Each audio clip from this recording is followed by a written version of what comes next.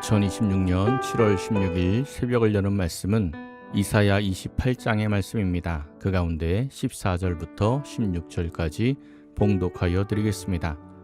이러므로 예루살렘에서 이 백성을 다스리는 너희 오만한 자여, 여호와의 말씀을 들을지어다.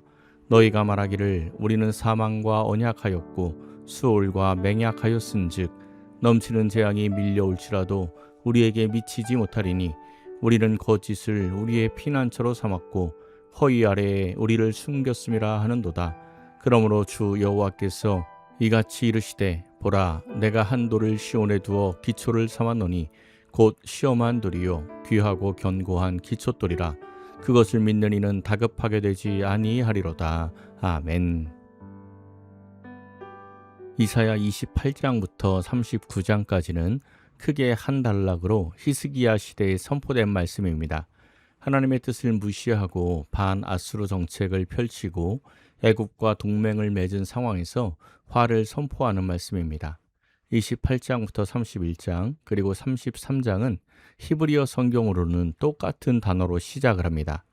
호의라는 단어로 화로다라는 감탄사입니다. 이사야서에서는 주로 화 있을진저 또는 슬프다라고 번역이 됩니다. 1절입니다. 에브라임의 술 취한 자들의 교만한 면류관은 화 있을진저, 술에 빠진 자의 성 곧 영화로운 관같이 기름진 골짜기 꼭대기에 세운 성이요 쇠잔에 가는 꽃 같으니 화 있을진저. 아멘. 에브라임은 북이스라엘의 또 다른 표현입니다. 북이스라엘의 죄를 지적하면서 교만한 면류관은 화 있을진저라고 선포하고 있습니다. 면류관은 고대 올림픽에서 최종 우승자가 받는 것입니다. 북이스라엘의 교만이 금메달감이라는 것입니다. 교만의 극치에 달한 북이스라엘에게 적군을 보내어 밟아버리겠다고 말씀하고 있습니다. 그 심판의 모습이 5절까지 이어집니다. 1절 하반부에는 기름진 골짜기 꼭대기에 세운 성이 겉으로 보기에는 영화로운 관처럼 보이지만 쇠잔에 가는 꽃과 같다고 말씀합니다. 2절에서는 심판을 담당하는 적들의 모습이 나옵니다. 쏟아지는 우박같이, 파괴하는 광풍같이, 큰 물이 넘침같이 공격하여서 교만의 면류관을 땅에 던집니다. 이 심판을 통해서 무엇을 이루십니까? 5절입니다. 그날의 만군의 여호와께서 자기 백성의 남은 자에게 영화로운 면류관이 되시며 아름다운 화관이 되실 것이라. 아멘. 하나님께서 교만의 면류관을 심판하시고 남은 자들에게 영화로운 면류관, 아름다운 화관이 되실 것이라고 말씀하고 있습니다. 하나님의 백성이 써야 할 면류관은 교만의 면류관이 아니라 의의 면류관, 생명의 면류관을 써야 합니다. 교만은 반드시 하나님께서 심판하심을 꼭 기억해야 합니다. 북이스라엘의 교만이 이렇게 무너지고 심판당하는 것을 보면 유다가 정신을 차려야 하는데 유다의 모습이 어떠한지 7절입니다. 그리하여도 이들은 포도주로 말미암아 옆걸음치며 독주로 말미암아 비틀거리며 제사장과 선지자도 독주로 말미암아 옆걸음치며 포도주에 빠지며 독주로 말미암아 비틀거리며 환상을 잘못 풀며 재판할 때에 실수하나니. 아멘. 그리하여도 북이스라엘이 심판을 당해도 유다 사람들이 독주에 취해 비틀거립니다. 심지어 제사장과 선지자도 독주로 말미암아 비틀거리고 환상을 잘못 풀고 재판할 때 실수합니다.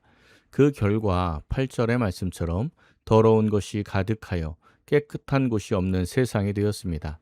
이러한 세상에 말씀을 선포하고 가르치는 이사야 선지자를 이들은 오히려 조롱을 합니다. 9절과 10절을 세 번역으로 읽어드리겠습니다. 제사장들이 나에게 빈정거린다. 저자가 누구를 가르친다는 건가? 저자의 말을 들어야 할 사람이 누구란 말인가? 젖된 아이들이나 가르치라고 하여라. 젖을 먹지 않는 어린 아이들이나 가르치라고 하여라. 저자는 우리에게 한자 한자, 한절 한절, 한 장 한 장 가르치려고 한다. 말씀을 가르치는 선지자에게 이렇게 조롱을 합니다. 신앙생활 오래 했는데 잘못된 길을 가거나 시험에 들어있는 사람에게 하나님을 바르게 믿는 것이 무엇인지 말씀을 하면 나도 다 알아요 이렇게 말하는 사람이 있습니다. 무슨 말입니까? 내가 지금 어린아이인 줄 압니까? 내가 평생 예수 믿은 사람입니다. 이렇게 반응한 것입니다. 이것이 바로 교만의 면류관입니다. 14절을 보면 이사야 선지자는 오만한 자들에게 말씀을 들으라고 책망하고 있습니다. 지금 이들이 하나님의 말씀을 들을 때 어떤 생각을 하고 있는지 15절입니다. 너희가 말하기를 우리는 사망과 언약하였고 스올과 맹약하였은즉 넘치는 재앙이 밀려올지라도 우리에게 미치지 못하리니 우리는 거짓을 우리의 피난처로 삼았고 허위 아래에 우리를 숨겼음이라 하는도다. 아멘. 사망과 언약하였고 스올과 맹약을 하였기 때문에 넘치는 재앙이 와도 괜찮다는 것입니다. 이 말은 아수르의 침입 앞에 애굽과 맹약하여 스스로의 안전을 지킨다는 것입니다. 이것이 남유다 지도자들의 모습이었습니다. 하나님의 말씀을 전혀 듣고 있지 않고 의지하지도 않습니다. 세상의 힘을 의지하면서 안전을 자신하고 있습니다. 남유다도 완전히 심판당할 수밖에 없는 상황 속에서 하나님께서 한 가지 일을 행하십니다. 16절을 세 번역으로 읽어드리겠습니다. 그러므로 주 하나님께서 이렇게 말씀하신다. 내가 시온에 주춧돌을 놓는다. 얼마나 견고한지 시험하여 본 돌이다. 이 귀한 돌을 모퉁이에 놓아서 기초를 튼튼히 세울 것이니 이것을 의지하는 사람은 불안하지 않을 것이다. 아멘. 심판당할 유다를 위해 시온에 견고한 기초돌을 세워주십니다. 이를 통해 심판에서 피할 길을 만들어주시는 것입니다. 하나님께서 세우신 모퉁이의 기초돌을 의지하는 사람, 믿는 사람은 불안하지 않을 것이라 말씀하고 있습니다. 이 기초돌을 하나님께서는 어떻게 가져왔습니까? 시편 118편 22절에서 23절입니다. 건축자가 버린 돌이 집 모퉁이의 머릿돌이 되었나니 이는 여호와께서 행하신 것이요 우리 눈에 기이한 바로다. 아멘. 이 돌은 건축자들이 버린 돌입니다. 건축자들이 돌을 왜 버립니까? 쓸모가 없으니 버리는 것입니다. 그런데 이 버림받은 돌이 누굽니까? 예수님입니다.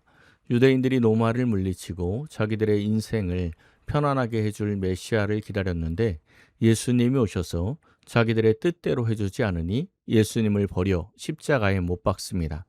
많은 신앙인들이 유대인과 같은 신앙을 가지고 있습니다.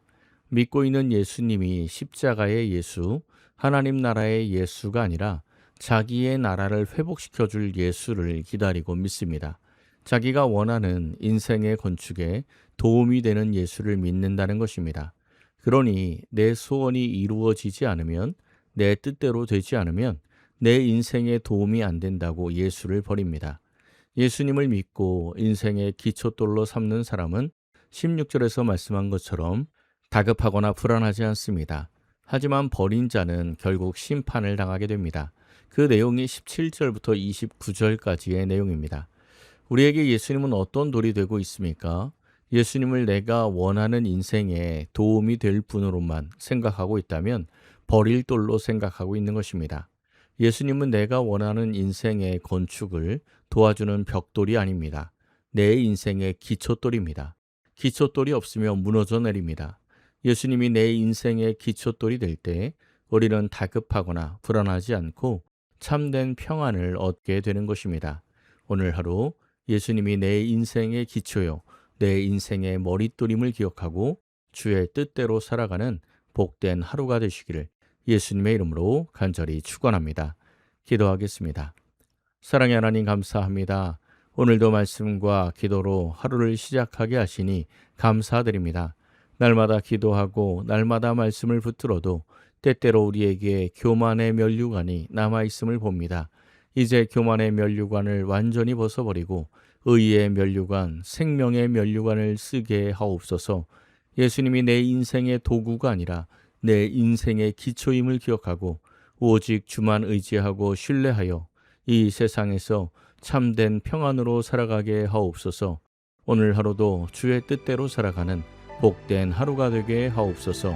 모든 것을 감사드리며 우리 주 예수 그리스도의 이름으로 기도하옵나이다.